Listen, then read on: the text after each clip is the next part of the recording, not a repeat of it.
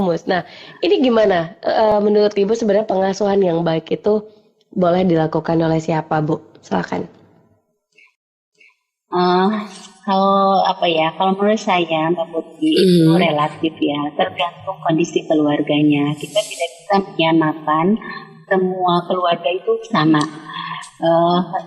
Kalau di keluarga saya pribadi, karena memang dalam saat ini yang mencari nafkah itu adalah suami saya, tentunya saya tidak bisa terlalu banyak meminta suami saya untuk aktif terhadap anak-anak saya gitu ya, dan mau tidak mau memang ini saya yang harus mengambil karena dari itu memang saya memposisikan peran saya itu adalah lebih utama ke anak-anak dan suami itu adalah mencari nafkah seperti itu.